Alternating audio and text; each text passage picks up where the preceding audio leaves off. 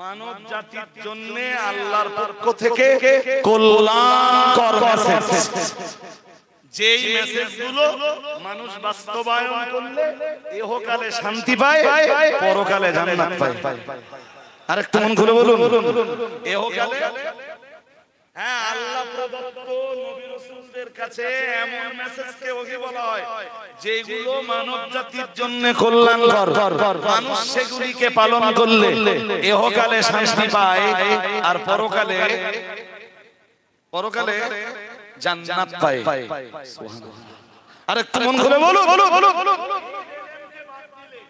দুনিয়াতেও শান্তির কোনো জ্ঞান নেই, শান্তির কোনো জ্ঞান নেই মানে পৃথিবীর মানুষের জন্য পূর্ণাঙ্গ শান্তির ব্যবস্থা করে দিতে পারে এই রকম কোন শিক্ষা ব্যবস্থা নেই।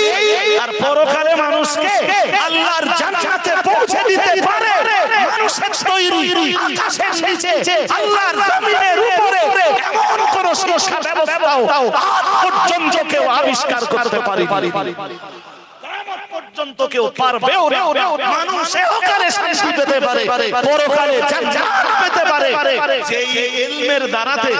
সেই ইলমটার নাম হলো ইলমুল ওয়াহী।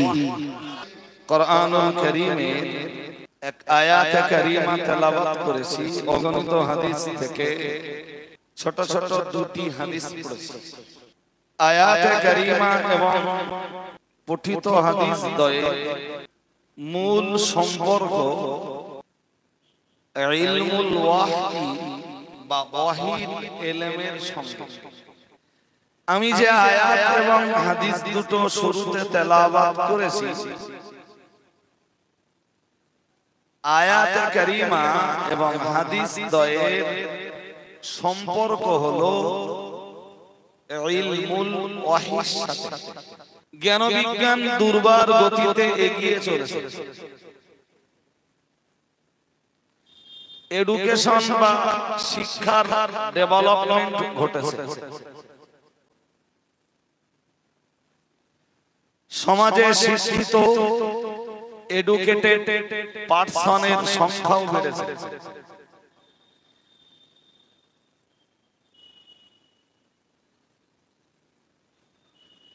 কিন্তু ইলমুল ওয়াহী বা আল্লাহ প্রদত্ত ইলম নিয়ে চর্চা করার মানুষের সংখ্যা বেড়েছে কতটা?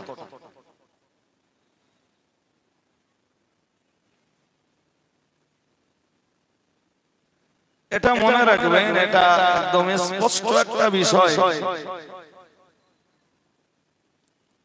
সাধারণত কলেজ বলি, ইউনিভার্সিটি বলি, মাধ্যমিক উচ্চ মাধ্যমিক লেভেলের স্কুল বলি,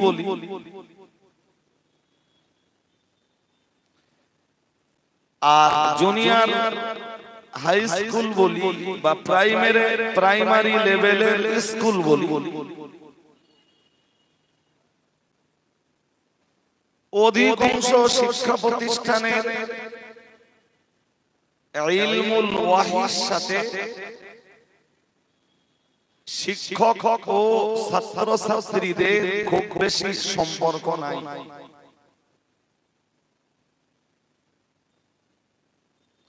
আরেকটু বললে আমাকে বলতে হয়,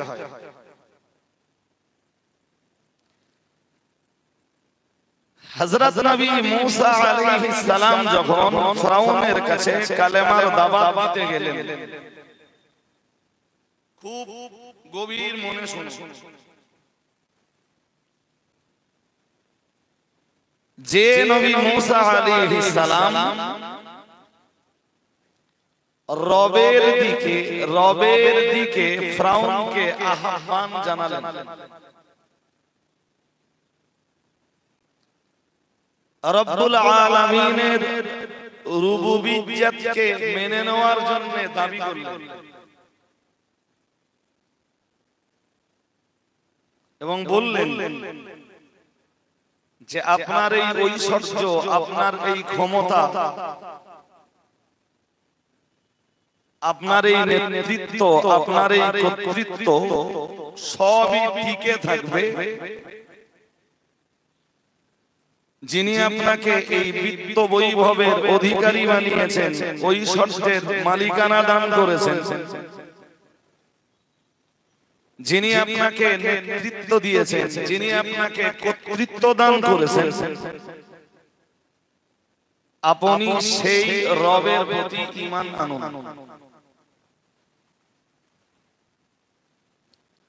ফিরআউন ঘুরিয়ে জিজ্ঞেস করলো নবী মূসাকে, তোমার রবের পরিচয়?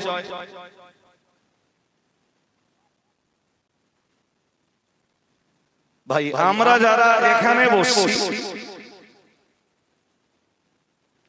আমরা আমাদের রবের পরিচয় জানি না। শুধু এতটুকু জানি কে রব, অ্যানসার আল্লাহ।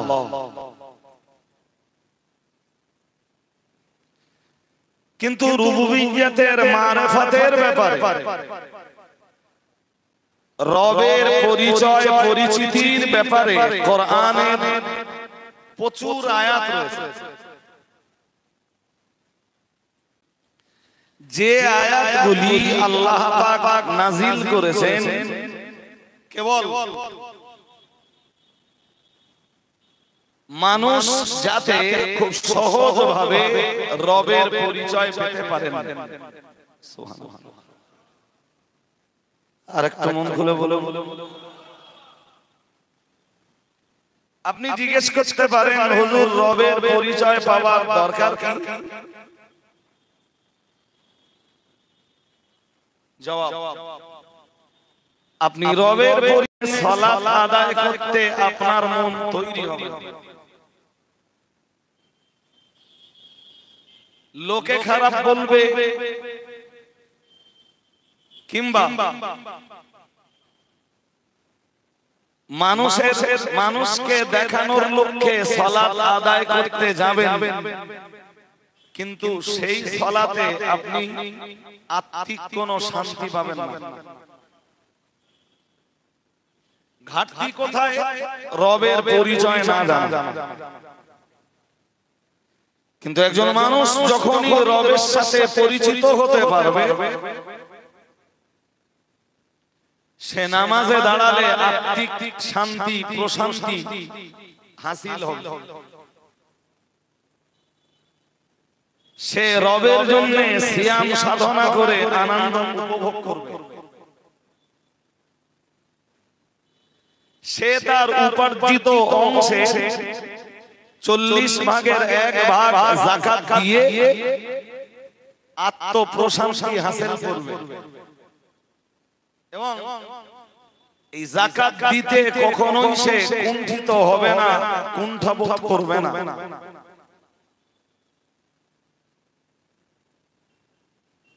যে বছরই তার উপরে হজের ফরজিয়াত আসবে, সে আল্লাহর সাথে গভীর প্রেমে মত্ত হওয়ার জন্য মানসিকভাবে হজের জন্য তৈরি হয়ে যাবে। শুধু এই পর্যন্ত শেষ নয়, একজন মানুষ রবকে যখন চিনতে পারবে, তার রবকে চিনতে পারলে আল্লাহর নির্দেশাবলী পালন করা এবং আল্লাহ কর্তৃক নিষিদ্ধ জিনিসগুলোকে ছেড়ে দেওয়া, এটাও তার জন্য খুব সহজ হয়ে উঠবে। মদ খাবো না তো কেন খাবো না? আমার রবের নিষেধাজ্ঞা। পর নারী পরিস্ত্রীর দিকে কুনজরে দেখবো না, কেন দেখবো না? আমার রবের নিষেধাজ্ঞা। কিন্তু একজন মানুষ যদি রবের পরিচয় না পায় বা রবের সঙ্গে যদি পরিচিত হতে না পারেন, তাহলে আল্লাহ পাকের নির্দেশ পালনেও তার ভালো লাগবে না, আর নিষিদ্ধ জিনিসগুলো ছেড়ে দেওয়ার মতো মনও তার তৈরি হবে না। আমি একটা সহজ কথা বলি, বললে কথাটা বুঝে যাবে। আপনারা এখানে যারা বসছেন অনেকেই স্কুল, কলেজ, ইউনিভার্সিটির ছাত্র। তো আপনারা যখন স্কুলে ছিলেন খুব ভালোই জানেন, ছাত্র ছিলেন, ছাত্র ছাত্রী বা শিক্ষার্থীরা সব শিক্ষককে সমান ভয় পায় না।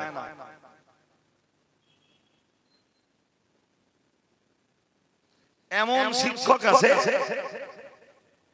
দূর থেকে দেখলে ছাত্ররা সাবধান হয়ে যায়। আচ্ছা, সবাই তো শিক্ষক, কাউকে কম ভয় পায়, কাউকে বেশি ভয় পায়, কেন?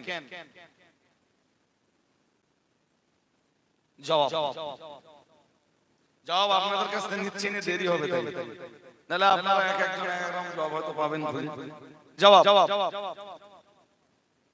যে শিক্ষককে শিক্ষার্থীরা, ছাত্র ছাত্রীরা যত বেশি চেনে, সেই শিক্ষককে ছাত্র ছাত্রীরা তত বেশি ভয় পায়। এবার জিজ্ঞেস করতে পারেন কি চেনে? যে শিক্ষককে ছাত্র ছাত্রীরা দেখে যত বেশি নীতিবান, যত বেশি আদর্শবান, যত বেশি যে শিক্ষকের ভিতরে থাকে সত্যবাদিতা, ন্যায়পরায়ণতার গুণ, ছাত্র ছাত্রীরা সেই শিক্ষককে তত বেশি ভয় পায়। হ্যাঁ না বলবেন তো? এর মানে এইটা যে যে শিক্ষককে ছাত্র ছাত্রীরা ভয় পায়, সেই শিক্ষককে ছাত্র ছাত্রীরা খুব ভালো রূপে চিনেছে। ঠিক অনুরূপ ভাবে আল্লাহর ভয়ে ভীত হওয়ার জন্য আপনারও উচিত হলো আল্লাহকে ভালো করে চেনা। আপনি যত বেশি আল্লাহকে চিনবেন, আল্লাহকে আপনি তত বেশি ভয় করতে শিখবেন। আরে ভাই, ওই যে কোরআনুল কারীমে এক আয়াত আছে, আলেমরা अवेलेबल বলেন, আমি বলে সময় নিতে চাইছিলাম না। কোরআনুল কারীমে আল্লাহ বলেন, ইন্নামা ইয়াখশাল্লাহ মিন ইবাদিহিল উলামা। সুবহানাল্লাহ। আরেকটু মন খুলে বলেন।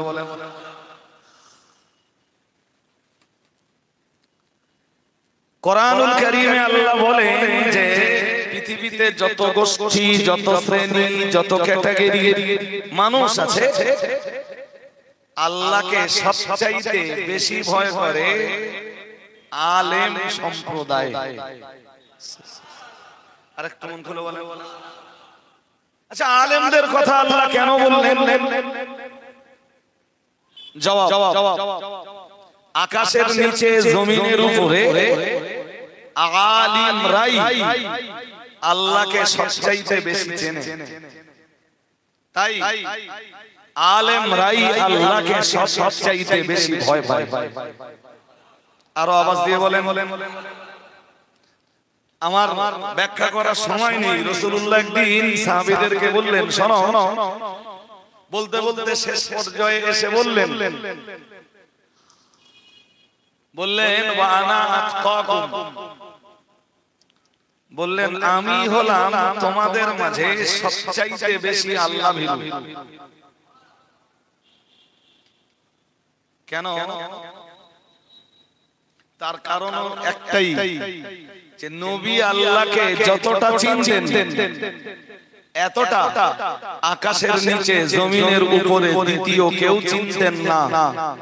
আর যিনি যত বেশি আল্লাহকে চেনেন, তিনি তত বেশি আল্লাহকে ভয় করতে পারেন, এটা তার পক্ষে সম্ভব। ফিরআউনের দরবারে মুসা নবী যখন কলেমার দাওয়াত দিতে গেলেন, ফিরআউন মুসাকে ডাক দিয়ে বলল, মুসা তোমার রবের পরিচয়।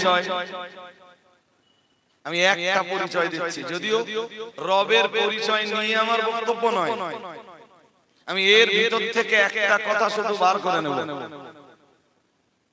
মুসা আলাইহিস সালাম বললেন, রাব্বুনাল্লাযী আ'তা কুল্লা শাইইন খালকাহু সুম্মা হাদা। বাস ওইটুকু পরিচয়। মুসা নবী আল্লাহর পরিচয় দিতে, রবের পরিচয় দিতে বললেন, আমার রব তিনি যিনি, আরেকটু বলে নেই, রবের পরিচয় দিতে যে ফিরআউনের দরবারে দাঁড়িয়ে মুসা নবী সেদিন এমন এক চূড়ান্ত বক্তব্য দিলেন, কত খুব বেশি হলে 20 সেকেন্ডের বক্তব্য কিংবা 15 সেকেন্ডের বক্তব্য। জি, আর একটু ছোট করে বলা যায়, আয়াতটা পড়তে, অংশটা বলতে খুব বেশি 10 সেকেন্ড লেগেছে। মুসা নবী ফিরআউনের দরবারে দাঁড়িয়ে মুসা নবীর এই 10 সেকেন্ডের রবের পরিচিতির ব্যাপারে মুসা নবীর বক্তব্য আল্লাহর এত পছন্দ হলো, ওই কথাটা মুসা নবীর ওই বক্তব্যটা আল্লাহ কোরআনে জায়গা করে দিলেন। কি পরিচয় দিলেন মুসা নবী? পরিচয়টা মন দিয়ে শুনতে হবে, আপনাদের মুখস্থ করতে হবে বাংলাটা। যদিও ওই আয়াতের ব্যাখ্যা অনেক, আল্লাহ পাকের নবী মুসা আলাইহিস সালাম বললেন, রাব্বুনাল্লাযী আ'তা কুল্লা শাইইন খালকাহু। আল্লাহ পাকের নবী মুসা বললেন, আমাদের রব তিনি আল্লাযী আ'তা কুল্লা শাইইন খালকাহু, যিনি তার तमाम সৃষ্টিকে সৃষ্টিও করেছেন, শুধু সৃষ্টি করে ছেড়ে দেননি, সৃষ্টির চাহিদাগুলোকে চাইবার আগে আগেই পূর্ণ করে দিয়েছে।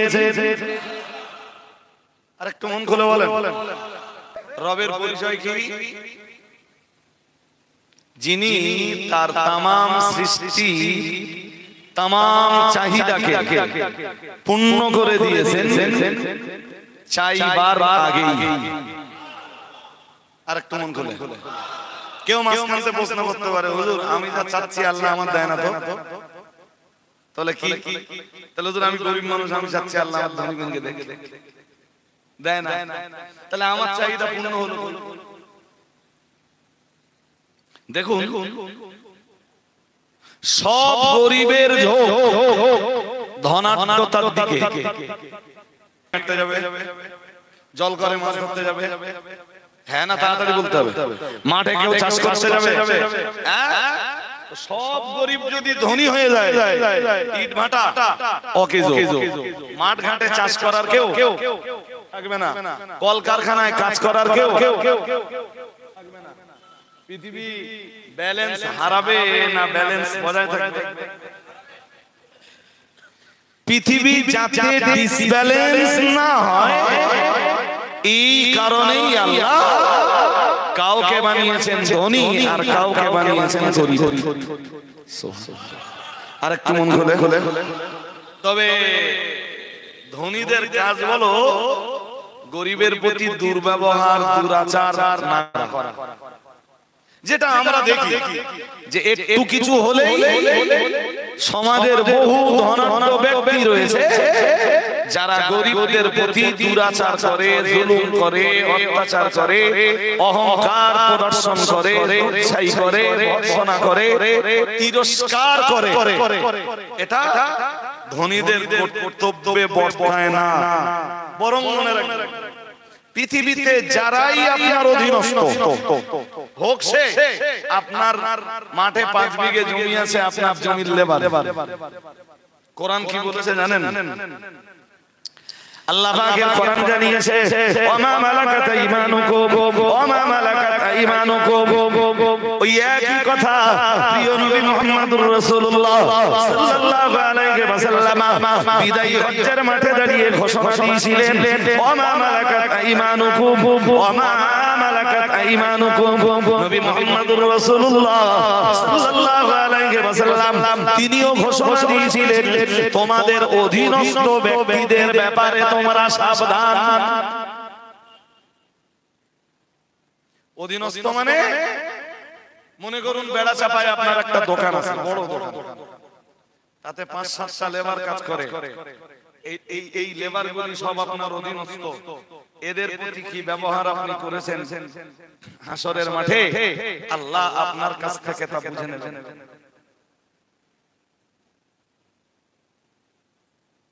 10 বিঘা মাঠে জমি আছে, লেবার দিয়ে চাষবাস করাচ্ছেন, ভালোই তো আলহামদুলিল্লাহ করান, কিন্তু ওই লেবারদের প্রতি কি আচরণ করেছেন? জি, আপনার জমির ওই লেবাররাই আপনার অধীনস্থ। বুঝতে কষ্ট হয়? সবাই জোর করে বলেন কষ্ট হয়? হয় না, ওরা আপনার অধীনস্থ।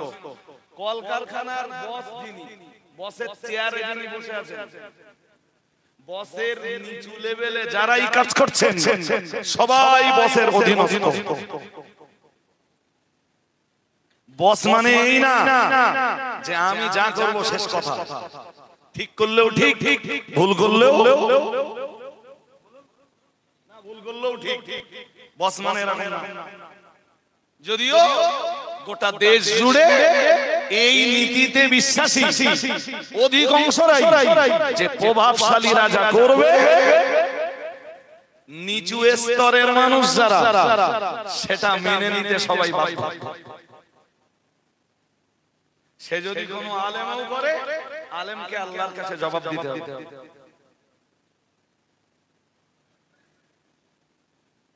একদম সহজ কথায় বলছি ভাই, আপনার বাড়ি যদি একটা কাজের মেয়ে থাকে, কাজের মেয়েটার প্রতি কি ব্যবহার করেছে আল্লাহর কাছে তা জবাবদিহি করতে হবে। জি, ওই জন্য রাসূল বলেছেন তোমাদের বাড়ির কাজের ছেলে, কাজের মেয়ে যারা, তোমরা যা খাও তাদেরকে তাই খাওয়াও, তোমরা যা পরো ঠিক ওই রকম মানের জামা কাপড় তাদেরকে পরতে দাও। আরেকটু মন খুলে বলেন। আমার বক্তব্য আজকে এই প্রসঙ্গে না ভাই, এই প্রসঙ্গে হলে হয়তো আরেকটু ব্যাখ্যা দিতাম। জি, যেটা বোঝাচ্ছিলাম, তাহলে আপনার বা পৃথিবীর যে কোনো মানুষের এই যে প্রশ্নটা যে আমি আমার রবের কাছে টাকা চাইলাম, বাড়ি চাইলাম, গাড়ি চাইলাম, জমি জমা চাইলাম, কিচ্ছু দিলেন না।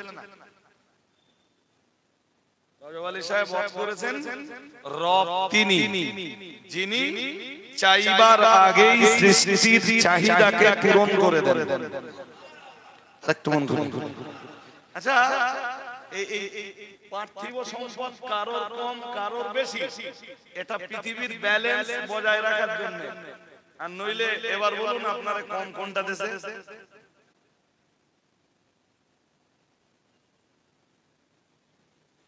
দুটো চোখের দাম, আমার দিকে মন দিতে হবে, দুটো চোখের দাম কত? পৃথিবী বিক্রি করে দিলেও চোখ পাবেন 1 কোটি টাকা নাকি। একটা হাড়ের দাম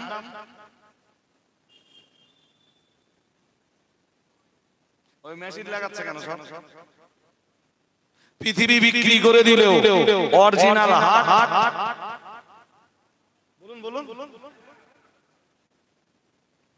অরিজিনাল কিডনি নষ্ট হয়ে গেছে, লোক খুঁজতে গেল,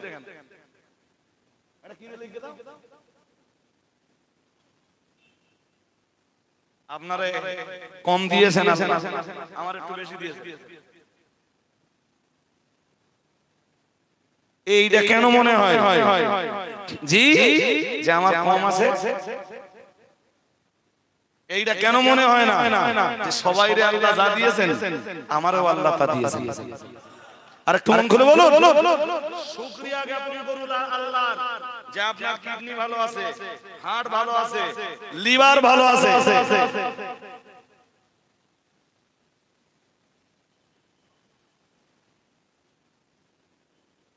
শরীরে অটোমেটিক ব্লাড সার্কুলেশন মানে ব্লাড সার্কুলেশন যেটা জি বা শরীরে অটো সিস্টেমে ব্লাড তৈরি হচ্ছে, এটাও সেই রবের মহান দয়া।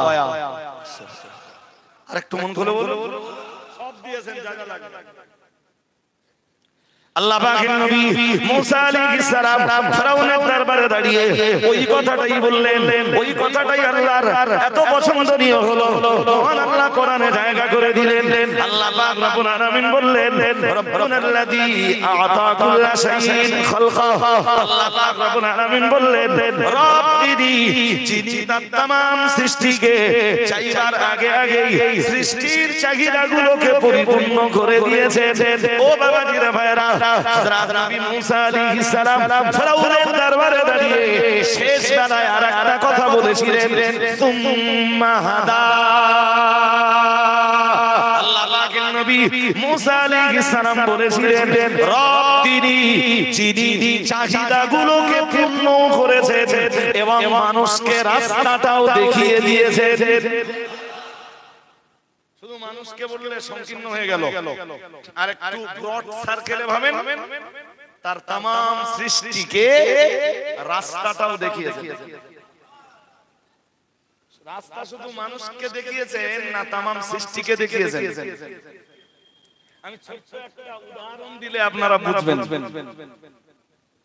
ওই মুরগির বাচ্চা দেখেছেন? হ্যাঁ না জোর আওয়াজ দিতে হবে। দেখেছেন? তো মুরগি ডিম নিয়ে যাতে বসে থাকে ওরে কি বলে?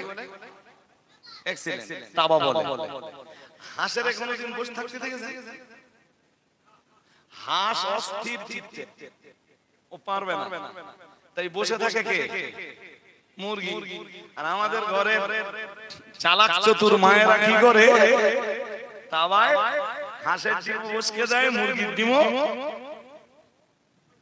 বসিয়ে দেয়, আর ওর থেকে হাঁসের বাচ্চাও হয়, মুরগির বাচ্চা। আরে দুই একটা বাচ্চা না হলে আমার ঘরের মায়েরা বলে ঘোলা বলে। তা ঘোলা বলার ব্যাখ্যা কি মায়েরাই ভালো জানে, ও ব্যাখ্যা আমার কাছ থেকে আপনারা নিয়েন না। জি এবার বলেন তো, একই তাবা থেকে হাঁসের বাচ্চাও বার হলো, মুরগির বাচ্চাও বার হলো। বেশি দিন না, ধরুন দিন 10 পরে একটা মুরগির বাচ্চারে পানিতে ছেড়ে দেবে, কিছু বলবে মরে যাবে ডুবে। হাঁসের বাচ্চারে ছেড়ে দেবে,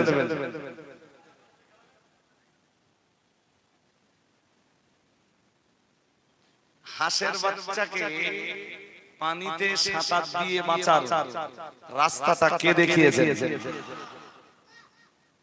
রব তিনি, যিনি সৃষ্টিও করেছেন, চাইবার আগে চাহিদাও পূরণ করেছেন, রাস্তাটাও সবাই বলে এক্সিলেন্ট। এ কোচিও বুঝতে রব রব রবের চাইতেও আরো অনেক বেশি রবের পরিচয় রয়েছে। আমি তো এক পরিচয় দিলাম কোরআন থেকে। এবার রব যদি আমাদেরকে রাস্তা না দেখাতে সমস্যা কি হতো?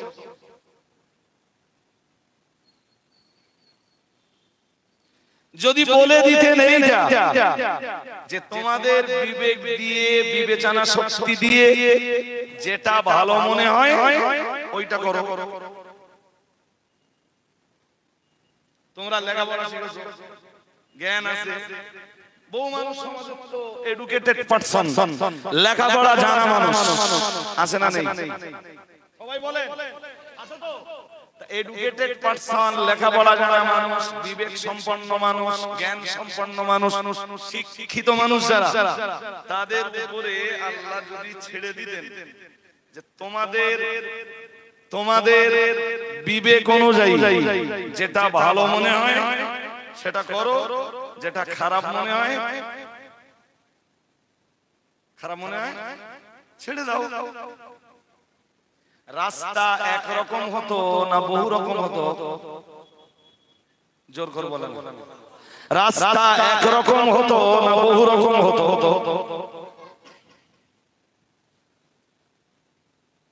জ্ঞান বুদ্ধি আর বিবেকের উদাহরণ দিলে বুঝবেন। 100 টাকায়, খুব মন দিয়ে শুনতে হবে ভাই সাহেব, অন্য মানুষ করলে কিচ্ছু বুঝবেন না। বলো 100 টাকায় এক বছরে যাকাত দিতে হয় 97.5 টাকা। আপনার কাছে 100 টাকা আছে, তা আপনি যাকাত দিলেন কত থাকবে? 97.5। আড়াই টাকা থাকতো। বেশ, 100 টাকায় এক বছরে সুদ খেলে 110 টাকা।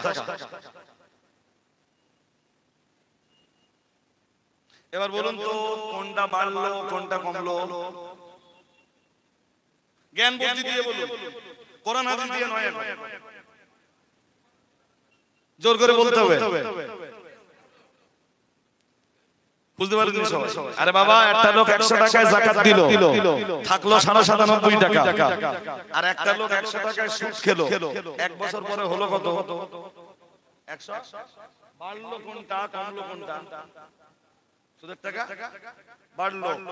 এটা বিবেক বিবেচনা, এটা জ্ঞান বুদ্ধির দাবি, এটা বিবেকের দাবি, এটা হিসাব নিকাশ যারা করতে পারেন, অঙ্ক যারা বোঝেন তাদের দাবি। মনে আছে শুরুতে বলেছিলাম ওহীর ইলম।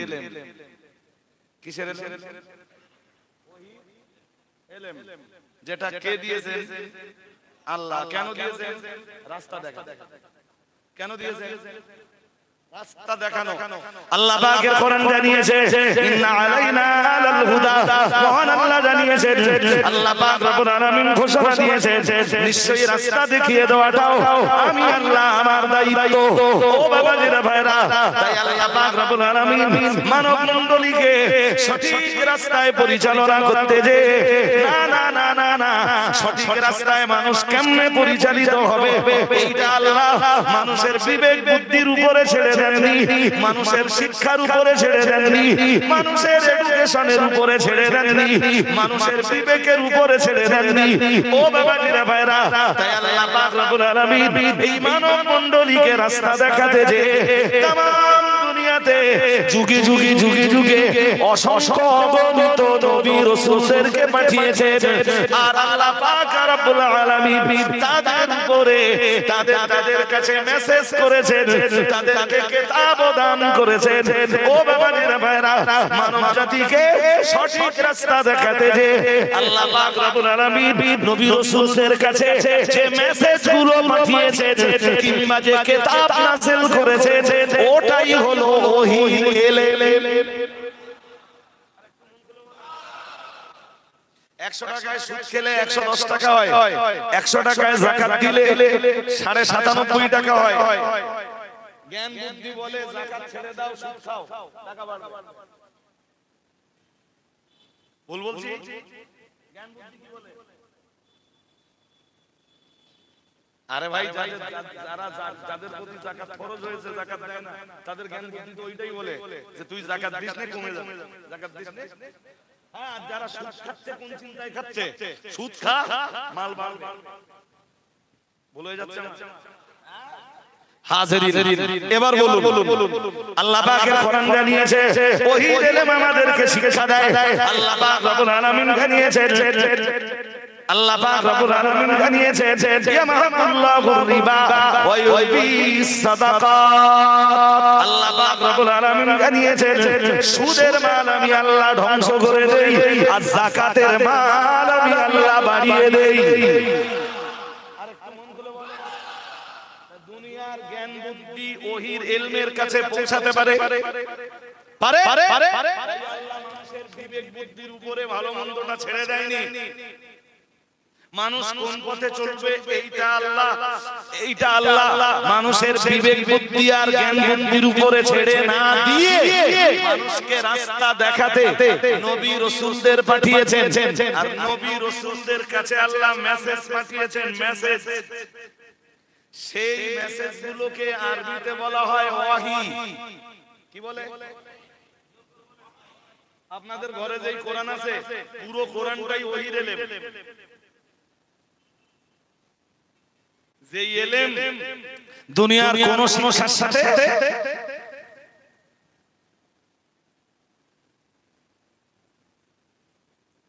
এই কোথায় যে ফেসবুকে কোথায় দেখছিল তা কেউ আড্ডা মেরেছে না সত্যি সত্যি আমি জানি আপনারা কেউ দেখে থাকলে বলবেন এই দার্জিলিং এর দিকে কোথায় একটা মেলার আয়োজন করেছে মেলা কেউ যদি ফেসবুকে আড্ডা মেরে থাকে বিষয়টা আলাদা আমি দেখাচ্ছিলাম আমার গাড়িতে যারা থাকে তো মেলার উদ্দেশ্য কি জানেন সেখানে ছেলেরা উঠবে মেয়েরা উঠবে ছেলেরা উঠবে হ্যাঁ পছন্দের সঙ্গী খুঁজে নেন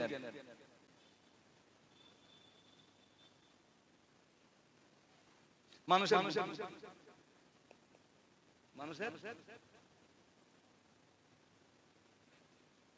ওই তো দেখতেছেন কড়া কথাই আমি বলবো ভাই মানুষের জ্ঞান মানুষের বুদ্ধি মানুষকে মানুষকে মানুষকে পাথরের পূজা করাচ্ছে হ্যাঁ না কিছু বলেন করাচ্ছে তো তাদের বিবেক আছে বুদ্ধি আছে যে আমি যা পুজো করতেছি তার নাগের ডগায় একটা মাছি বসলে বসে তারাতে এটা তো আপনারা বলতেছেন তার গা বুদ্ধি জ্ঞান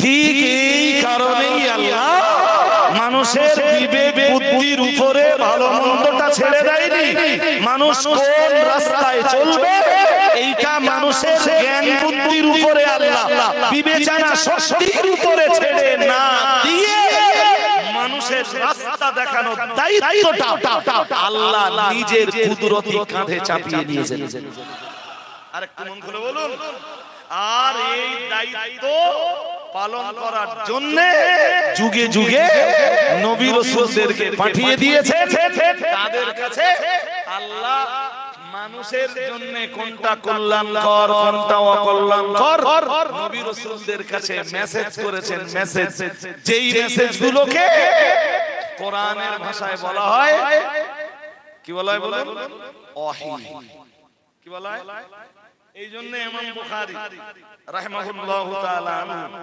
উনি ওনার হাদিসের কিতাবটা শুরুই করেছেন ওহী দিয়ে কি দিয়ে উনি একদম শুরুতেই অধ্যায় রচনা করেছেন কিতাবুল ওয়াহী সুবহানাল্লাহ আয়াতটা বুঝুন একেবারে এই বক্তব্য যে খুব সহজ তা নয় হাজির মজলিস শুনে রাখুন আল্লাহ পাক রব্বুল আলামিন জানিয়েছেন সূরা নিসার শেষের দিকে আল্লাহ পাক রব্বুল আলামিন জানিয়েছেন ইন্না আওহাইনা ইলাইকা কামা আওহাইনা ইলা নূহি ওয়ান নাবিয়িনা মিন বাদিহি ওয়া আওহাইনা ইলা ইব্রাহিমা ওয়া ইসমাঈলা ওয়া ইসহাকা ওয়া ইয়াকুবা ওয়াল আসবাতি ওয়া ঈসা ওয়া আইয়ুবা ওয়া موسى وهارون وسليمان وآتينا داود زبورا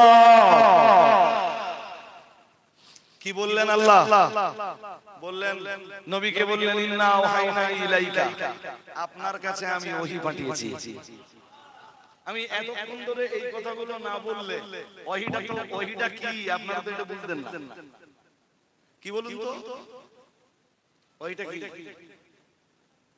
আল্লাহ মানব জাতির জন্য আল্লাহর পক্ষ থেকে কল্যাণকর মেসেজ যেই মেসেজগুলো মানুষ বাস্তবায়ন করলে ইহকালে শান্তি পায় পরকালে জান্নাত পায় আরেকটু মন খুলে বলুন ইহকালে হ্যাঁ আল্লাহ প্রদত্ত নবী রাসূলদের কাছে এমন মেসেজকে ওহী বলা হয় যেগুলো মানব জাতির জন্য কল্যাণকর মানুষ সেগুলিকে পালন করলে ইহকালে শান্তি পায় আর পরকালে জান্নাত পায়। সুবহানাল্লাহ। আরেকটু মন খুলে বলো। দুনিয়াতেও শান্তির কোনো জ্ঞান নেই, শান্তির কোনো জ্ঞান নেই মানে পৃথিবীর মানুষের জন্য পূর্ণাঙ্গ শান্তির ব্যবস্থা করে দিতে পারে এই রকম কোন শিক্ষা ব্যবস্থা নেই। আর পরকালে মানুষকে আল্লাহর জান্নাতে পৌঁছে দিতে পারে মানুষের তৈরি আকাশের নিচে আল্লাহর জমিনের উপরে এমন কোন শিক্ষা ব্যবস্থাও আজ পর্যন্ত কেউ আবিষ্কার করতে পারেনি। পর্যন্ত কেউ পারবেও না। মানুষ এহকালে শান্তি পেতে পারে, পরকালে জান্নাত পেতে পারে যেই ইলমের দ্বারাতে। সেই ইলমটার নাম হলো ইলমুল ওয়াহী। আরেকটু মন খুলে বলেন, ওই ইলমুল ওয়াহীর ভিতরে কোরআনও আছে, ওই ইলমুল ওয়াহীর ভিতরে রাসূলের হাদিসও আছে। হাদিসকে বলা হয়, এবার আর একটু কঠিন কথা বলছি, হাদিসকে বলা হয় ওহিয়ে গায়রে মাতলু, আর কোরআনকে বলা হয় ওহিয়ে মাতলু। এ মনে থাকবে না, এ পরিভাষা এ আমার বোঝাতে অনেক সময় যাবে, চেষ্টা করলে হয়তো আপনাদের পারবো।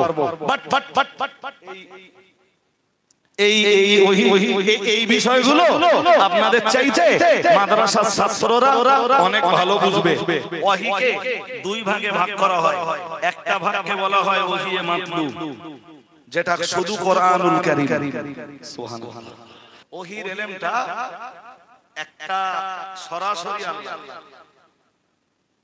সরাসরি আল্লাহ, যেটা কোরআনুল কারীম। সুবহানাল্লাহ। যার ভাবও আল্লাহর, ভাষাও আল্লাহর। ভাব ভাষা দুটোই আল্লাহ। আর ইলমে হাদিস যেটা, তার ভাব আল্লাহ, ভাষা রাসূলের।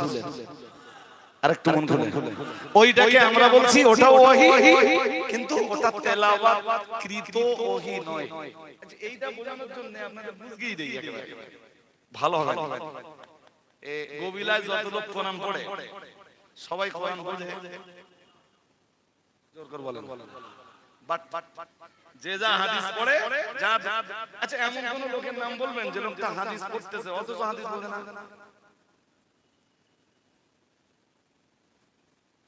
কোরআন পড়ে অথচ কোরআন বোঝে না। পৃথিবীতে লক্ষ লক্ষ না কোটি কোটি মানুষ আছে হাদিস তারাই পড়ে যারা হাদিস বোঝে। একটা পড়লেও ওই একটাই বোঝে, সে বাংলায় পড়ুক, আরবিতে পড়ুক, ইংরেজিতে পড়ুক, যে ভাষায় পড়ুক বোঝে। কোরআন যতটা তেলাওয়াত হয়, হাদিসের এতটা তেলাওয়াত। ওইজন্য কোরআনের নাম হলো ওহিয়ে মাতলু, ব্যাপক পঠিত ওহী। আর হাদিস ওটাও ওহী, তবে কোরআনের তুলনায় অনেক কম পঠিত, অথবা জি হাদিসের তুলনায় কোরআনুল কারীম বহুল পঠিত। তাই হাদিস ওহী হলেও এটা গায়রে মাতলু। খানিকটা বুঝেছেন, খানিকটা হলেও বুঝেছেন। বাকিটা মাদ্রাসার ছাত্রদের জন্য আর আপনাদের জন্য নয়। এতক্ষণে আমি আপনাকে যে কথাগুলো বলেছি ওর সাথে আরেকটা কথা একটু সংযোগ করুন। এক্ষুনি পশ্চিমা দুনিয়ার যা কন্ডিশন, ছেলে মেয়েদের যা অবাধ আচরণ, সে তো লজ্জাস্কর বিষয়।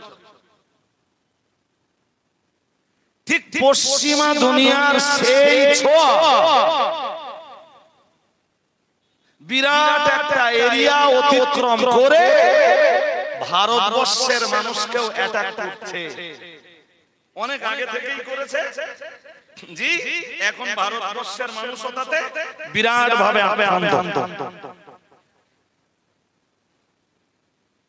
আমি বলেছিলাম মনে আছে যে ওহীর এলে মানুষের জ্ঞান বুদ্ধির অনেক উপরে, অনেক মানুষের জ্ঞান বুদ্ধি ওহীর এলেম পর্যন্ত পৌঁছাতে পারে না। তাই আল্লাহ নবী রাসূলদের পাঠায়, নবী রাসূলদের কাছে মেসেজ পাঠায়, বা আল্লাহ নবী রাসূলদের কাছে ওহী নাযিল করেন, বা মানব জাতির কল্যাণের জন্য নবী রাসূলদের কাছে আল্লাহ ওহী নাযিল করেন। আর একটু মন খুলে বলেন। আমি আয়াতটার মানে বলিনি, বলো একটু বাস্তবতাটা বুঝে নেন। কোরআন বলেছে এক আয়াত না, আল্লাহ বলেন সূরা বনী ইসরাঈলের 32 নম্বর আয়াতে বলেন ওয়ালা তাকরাবুজ জিনা। আল্লাহ বলেন ব্যভিচার বহু দূরের কথা, ধারে পাশে যেও না। যে কাজগুলো ব্যভিচারের দিকে তোমায় টেনে নিয়ে যেতে পারে ও কাজগুলো বাদ দিয়ে চলো।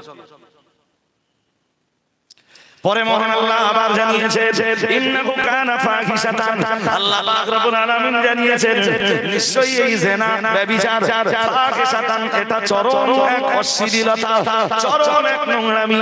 আল্লাহ পাক রব্বুল আলামিন কোরআনুল কারীমের ভাষায় তথা প্রিয় নবী মুহাম্মদুর রাসূলুল্লাহ সাল্লাল্লাহু আলাইহি ওয়াসাল্লামকে মহান আল্লাহ যে ওহীর জ্ঞান দিলেন, ওহীর যে ইলম আল্লাহ দিলেন, আল্লাহ তাতে বলে দিলেন ও নবী উম্মতকে আপনি এই আয়াত শুনিয়ে দেন, তারা জিনা তো দূরের কথা, জিনার ধারে পাশেও যেন না যায়।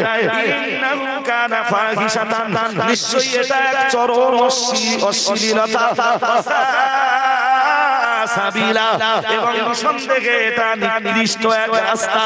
ও বাবাজিরা ভাইরা, যারা এই জিনায় লিপ্ত হয়েছে তারা নিঃসন্দেহে অশ্লীলতায় লিপ্ত হয়েছে এবং চরম পর্যায়ের এক নোংরা রাস্তাকেই বেছে নিয়েছে।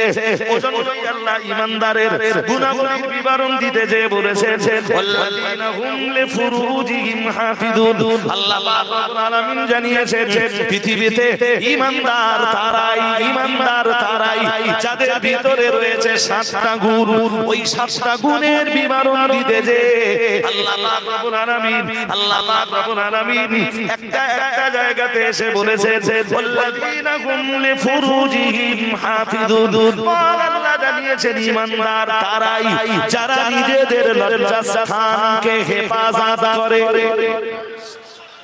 আরে কোন বলুন ঈমানদার, আমার সাথে কথা বলতে হবে এবার।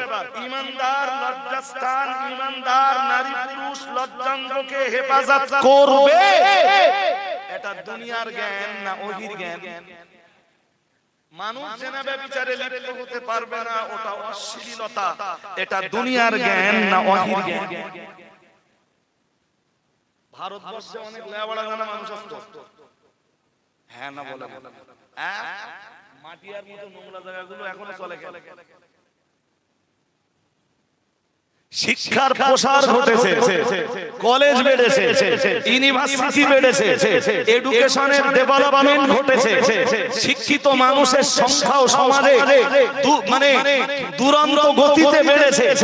এরপরেও মাটিয়ার মতো নোংরা পল্লী বন্ধ হয়নি কেন?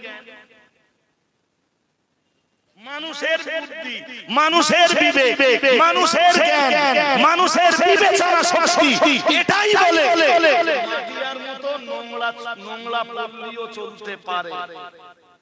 নাউজুবিল্লাহ। একটু জোর করে বলে ওহীর ইলম কি বলে? কথা বলো, ওহীর ইলম কি বলে?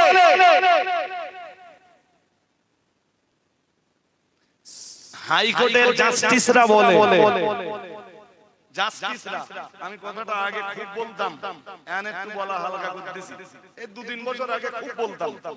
এই হাইকোর্ট সুপ্রিম কোর্টের জাস্টিসরা বলে জি একটি ছেলে একটি মেয়ে উভয়ের সম্মতিতে বিবাহ বহির্ভূত সম্পর্ক জায়েজ।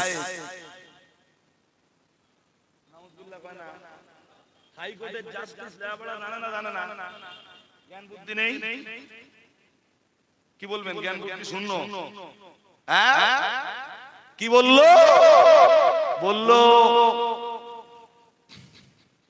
একটা ছেলে একটা মেয়ের সম্মতি থাকলে তারা বিবাহের আগেও একত্রে অবস্থান করতে পারে।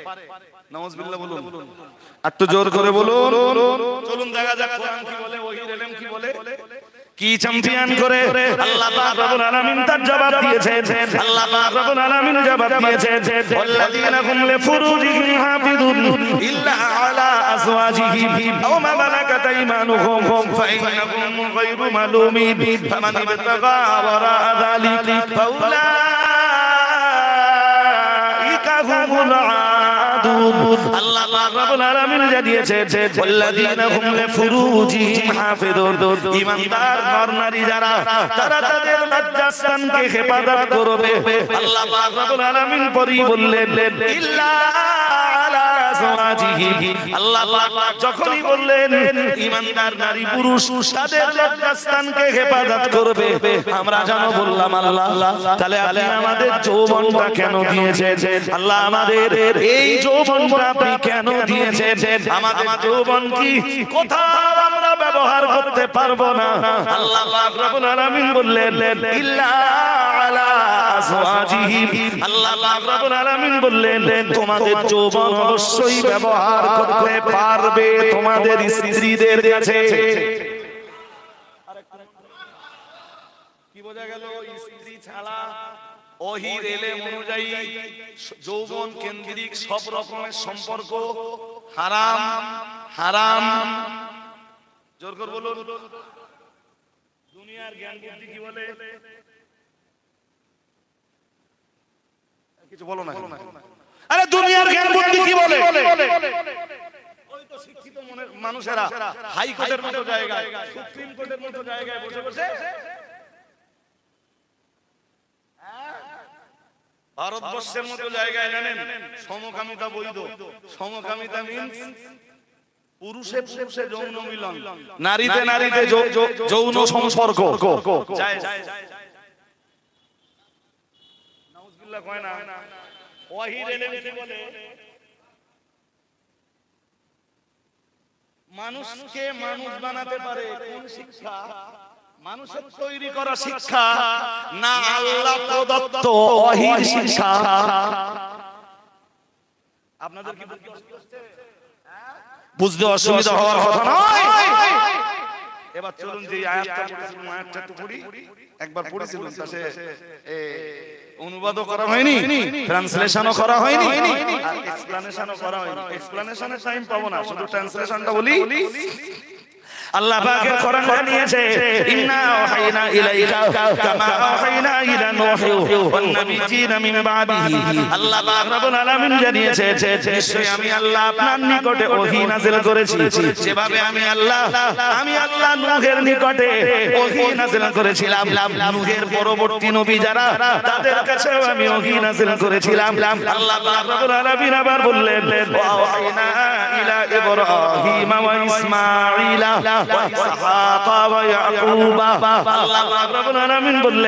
ঠিক যেভাবে আমি আল্লাহ আমার নবী ইব্রাহিমের নিকট ওহী নাযিল করেছিলাম, ইসমাঈলের নিকট ওহী নাযিল করেছিলাম, যেভাবে আমি ইসহাকের নিকটে ওহী নাযিল করেছিলাম, যেভাবে আমি নবী ইয়াকুবের কাছে ওহী নাযিল করেছিলাম, আর নবী ইয়াকুব আলাইহিস সালামের বংশের মানুষদের কাছে আমি ওহী নাযিল করেছিলাম। ওয়াল আসবাতি ওয়া ঈসা, এরপরে আমি আমার নবী ঈসার কাছে ওহী নাযিল করেছিলাম। ওয়া আইয়ুব ওয়া ইউনুস, আমার নবী আইয়ুবের কাছে ওহী নাযিল করেছিলাম। ইউনুসের কাছে ওহী নাযিল করেছিলাম। ওয়া হারুন ওয়া সুলাইমান।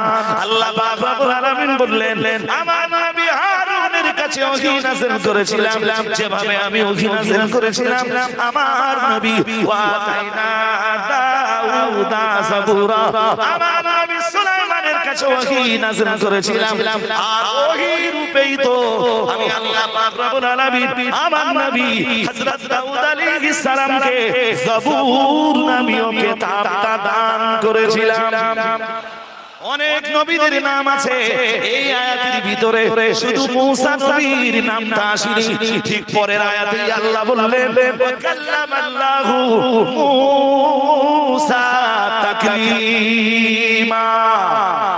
আল্লাহ পাক রব্বুল আলামিন জানালেন আমার নবী মূসা তুর পর্বতে এসে দাঁড়াতেন, আর তুর পর্বতে দাঁড়িয়ে দাঁড়িয়ে আমি রব্বুল আলামিন আল্লাহ আমার সাথে আমার নবী মূসা কথোপকথন করতেন, আর আমি তাকে ওহীর ইলম দান করতাম। বলুন এবার বলুন, এতটা অশোনার পরে মানুষ হওয়ার জন্য কিসের ইলম? পৃথিবীর কোন শিক্ষা ব্যবস্থা নেই যেই শিক্ষা মানুষকে পুরোপুরি মানুষ বানাতে পারে। এই স্কুলে গেলে মানুষ হবে না আমি ওটা বলিনি, বলো আমি বলছি যতক্ষণ কোন ছেলে কোন মেয়ের ভিতরে ওহীর ইলমটা জায়গা না পাবে, কোরআনের শিক্ষা জায়গা না পাবে, কোরআনের বিধিবিধান বাস্তবায়িত না হবে, ততক্ষণ পর্যন্ত 16 আনা মানুষে কেউ পরিণত হতে পারবে। তাই আল্লাহ আমাদের নবীরে বললেন, নবী এই ওহীটা প্রথমবার আপনার কাছে না, আমি নূহের কাছেও পাঠিয়েছি, ইব্রাহিমের কাছেও পাঠিয়েছি, ইসমাঈলের কাছেও পাঠিয়েছি, ইসহাকের কাছে পাঠিয়েছি, ইয়াকুবের কাছে পাঠিয়েছি, আইয়ুবের কাছে পাঠিয়েছি, ইউনূসের কাছে পাঠিয়েছি, ঈসার কাছে পাঠিয়েছি, হারুনের কাছে পাঠিয়েছি, সুলাইমানের কাছে পাঠিয়েছি, দাউদ নবীর কাছে পাঠিয়েছি, মূসা নবীর কাছেও পাঠিয়েছি, সর্বশেষ রাসূল হিসাবে আপনাকে পাঠিয়ে আপনার কাছেও আমি আল্লাহ ওহীর ইলম নাযিল করছি। আর একটু মন খুলে বলেন, মজার ব্যাপার, ওহীর ইলমের নুজুল শুরু হয়েছে রাসূলের উপরে 40 বছরে। কত? সবাই বলুন। রাসূলুল্লাহ গারে হেরায়, কোথা? গারে হেরা, জাবালে নূর, ওই পাহাড়ের উপরে জিবরাইলকে পাঠাচ্ছেন আল্লাহ প্রথমবার, প্রথম দিন, ফার্স্ট টাইম রাসূল পাকের প্রতি নুজুলে ওহী। 5টা আয়াত দিলেন। কয়টা? আমার ব্যাখ্যা করার আর সময় নেই লম্বা করে। 5টা আয়াত দিলেন। রাসূল পাক সাল্লাল্লাহু আলাইহি ওয়াসাল্লামের কাছে ফেরেশতা জিবরিল এলেন, এসে বললেন ইকরা, পড়ুন। কি বললেন? সবাই বলুন, কোরআনের প্রথম নির্দেশ কি? সবাই বলুন। নামাজ পড়া, রোজা করা, যাকাত দেওয়া, হজ করা। কোরআনের প্রথম হুকুম কি? হ্যাঁ, নিরক্ষরতার অভিশাপ দূর করো। সুবহানাল্লাহ। আরেকটু মন খুলে বলুন, কিসের অভিশাপ সমাজ থেকে দূর করো? নিরক্ষরতা আগে পড়তে শেখো। সুবহানাল্লাহ। আরেকটু মন খুলে বলেন, ফেরেশতা জিবরিল যেই বললেন ইকরা, নবীজি বললেন মা আনা বিকারিন, বললেন আমি পড়তে পারি না। পড়তে কে বলতেছেন? বয়স কত? কোন মৌলবী যদি বলে না পারতেন, তাহলে নবী নিজের ম্যাটারটা বেশি, নবী নিজের ম্যাটারটা নবী নিজে বেশি বুঝতেন না মৌলবী বেশি বুঝলো? আমার কথা কি ছোট্ট কথা মাথায় যাচ্ছে? কিছু মৌলবী বেরিয়ে গেছে, বলে না ওইটা বলা যাবে না। আমাদের নবী পড়তে পারতেন না। পড়তে, আরে বাবা কোন মাস্টারের কাছে তো রাসূল যায়নি, না লিখতে, না শিখতে, না পড়তে। সুবহানাল্লাহ। আরেকটু মন খুলে বলো। 40 বছর বয়সে যাকে আল্লাহ নিজে দায়িত্ব নিয়ে কুদরতি কবজায় নিয়ে যে রাসূলকে পড়াবেন, মানুষের কাছে তার পড়ার কোনো দরকার আছে? আছে? আমি ব্যাখ্যা করব না ভাই, তবে রাসূলকে যেই বলা হলো ইকরা, প্রিয় নবী মুহাম্মদুর রাসূলুল্লাহ সাল্লাল্লাহু আলাইহি ওয়াসাল্লাম সঙ্গে সঙ্গে বললেন মানা বিকারিন, আমি পড়তে জানি না, পড়তে পারি না। ও বাবাজিরা বাইরা, ফেরেশতা জিবরাইল রাসূলুল্লাহকে জড়িয়ে ধরলেন, সিনায় সিনা লাগালেন। হাদিস বিবরণ দিয়েছে, নবী আমার জানিয়েছেন ফাকাতানি, এরপরে ফাখাদানি ফাকাতানি, ফেরেশতা জিবরাইল আমাকে পাকড়াও করলেন, আমাকে ধরলেন, সিনায় সিনা লাগালেন। হাত্তা বালাগা মিন্নিল জাহাদা, এমনকি আমার খুব কষ্ট হলো। সুম্মা আরসালানি, এরপরে আমায় ছেড়ে দিলেন। ছেড়ে দিয়ে আবার বললেন ইকরা, ইয়া রাসূলুল্লাহ আপনি পড়ুন। রাসূলুল্লাহ আবার বললেন মানা বিকারিন, রাসূলুল্লাহ বললেন আমি পড়তে জানি না।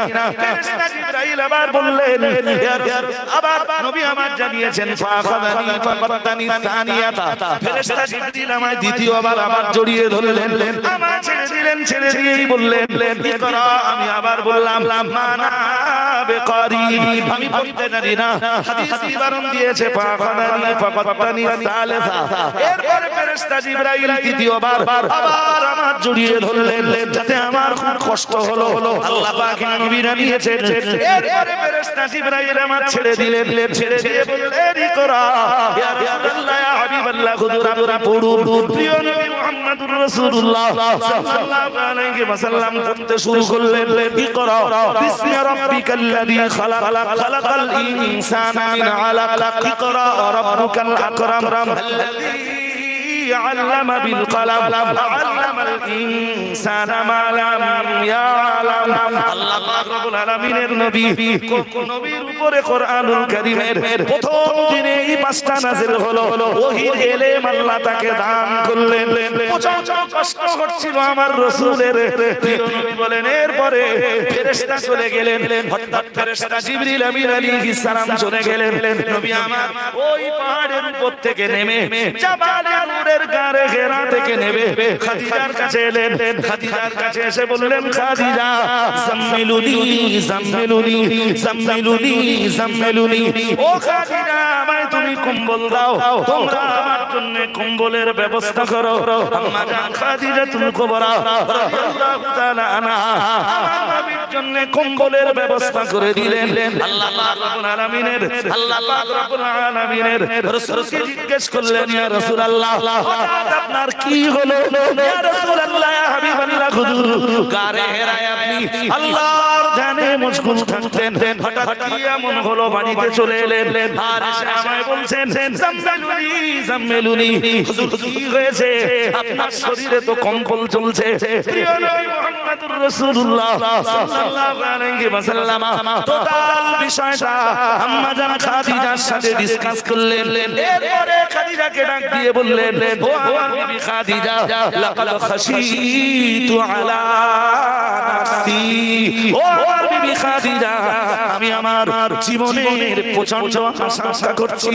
ও আমার বিবি খাদিজা আমার জীবন আমার প্রাণের বড় ভয় হচ্ছে।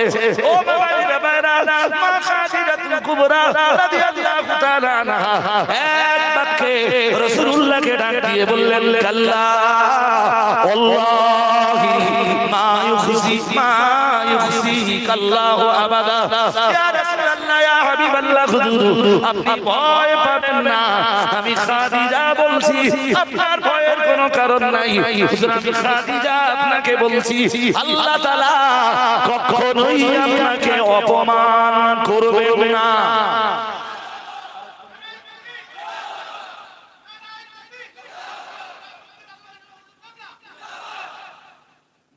আমি তো খুব সংক্ষিপ্ত পরিসরে বলছি, ওই কথাগুলো একটু ব্যাখ্যা করে বললে অনেক কথা। জি বললেন হুজুর আপনি টেনশন নিয়েন না, চিন্তা করেন না, আমি খাদিজা তো আপনাকে বলছি। রাসূলের ভিতরে তখন কম্পন শুরু হয়েছে। রাসূল বাড়িতে যে কম্বল চেয়ে নিয়েছে, খাদিজাকে বলেছেন খাদিজা কম্বল দাও, কম্বল দাও। তারা তাকে কম্বল দিয়ে জড়িয়ে দিল। মা খাদিজা জিজ্ঞাসা কি হয়েছে? রাসূল টোটাল বিষয়টা ডিসকাস করলেন। এরপরে রাসূল বললেন লাকাদ খাশিতু আলা নাফসি, জানো খাদিজা জীবনের খুব আশঙ্কা হচ্ছে, খুব ভয় হচ্ছে। মা খাদিজা বললেন সান্ত্বনা দিলেন। শুনছেন আমার কথা নাকি? শেষ লগ্নে মা খাদিজা বললেন আল্লাহ কখনোই নয়, আল্লাহ আমি আল্লাহর কসম করে বলছি মা ইউখজিকাল্লাহু আবাদা, আল্লাহ আপনাকে কখনোই অপমান করবেন না। বললেন আল্লাহ আপনাকে কখনোই। কেন? মা খাদিজা পাঁচটা কথা বললেন। প্রথম কথা বললেন আল্লাহ পাকের নবীর বিবি হযরত আম্মা জান খাদিজাতুল কুবরা রাদিয়াল্লাহু তাআলা আনহা এক নম্বরে বললেন ইন্নাকা লাতাসিলুর রাহিমা। ইয়া রাসূলুল্লাহ ইয়া হাবিবাল্লাহ, হুজুর কারণ আপনি আত্মীয়তার সম্পর্ককে বহাল রেখে দিয়েছেন।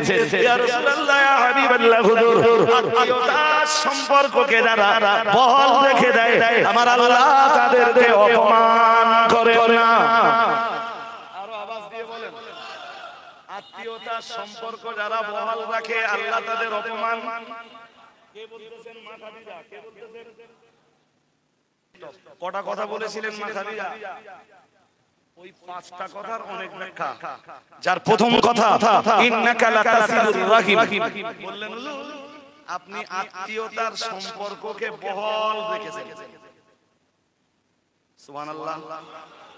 আত্মীয়তার বিচ্ছেদ ঘটানোর মতো মানুষও এখানে বলতে আজকের সমাজে এখানে থাকলেও থাকতে পারে, অসম্ভব কি আছে?